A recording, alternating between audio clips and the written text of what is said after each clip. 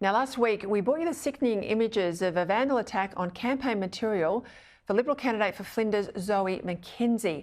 Her election boards, corflutes they're called, a car, all of them scrawled with vile, sexist and anti-Semitic language. No place in civil society, let alone in a political campaign. I can't even show you how bad the language was without blurring out the imagery to put it to air on television. We saw how Liberal Nicole Flint was subjected to similar treatment at the last election. And this time, yet again, we see another Liberal woman targeted. But knowing her as I do, Zoe McKenzie won't be taking this one lying down. She joins me now from the electorate of Flinders on Melbourne's Mornington Peninsula.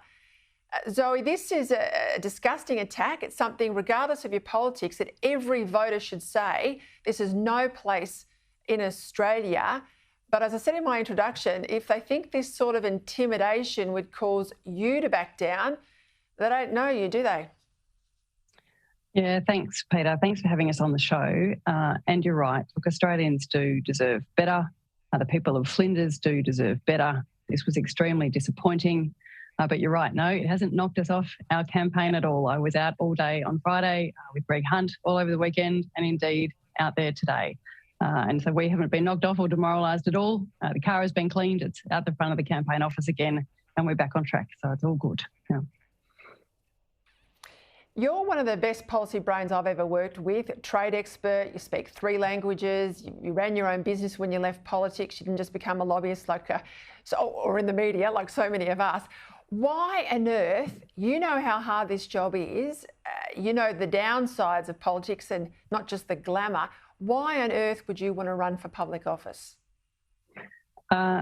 I'm not sure about the glamour bit, Peter. I'm not sure I ever saw that. But nevertheless, you and I have worked in the trenches for a long time. We've been able to make real improvements to our country. I've been able to make improvements in terms of building tech colleges, improving standards in our universities, free trade agreements for Japan, South Korea, Trans-Pacific Partnership. There's quite a lot of them there.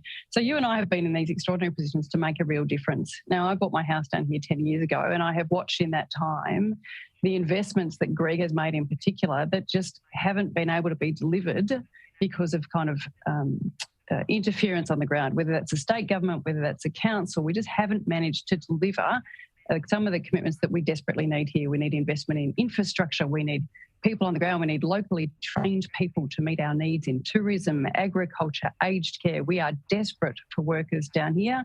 So there's a lot to be done. And I found living here and working in areas like the Committee for the Mornington Peninsula, every time I tried to get something changed by talking to the right people, activating the right interlocutors, it would just kind of get bogged. And I couldn't understand why it is that we just can't get things done. Anyway, it got me very fired up. And so when Greg said he might move on, I put up my hand and I'm really proud to be fighting for this community. It's a community that deserves a lot of energy and I've got a lot of energy.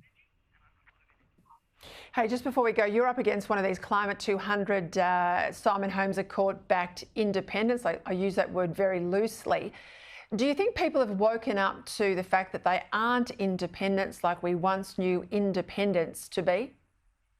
Yeah, look, it's really interesting. We actually have a really big slate of candidates down here. We have 10 candidates in total. We have a couple of independents, one who's run, I think, for Labor, the Greens and the Reason Party in previous elections, another one who is backed, as you say, by Climate 200 and I think Get Up as well. So it's quite a span. They sort of claim that they're defending, climate integrity and standing up for women, but seeing what happened here over the weekend, indeed, it's been weeks now of graffiti of our signs.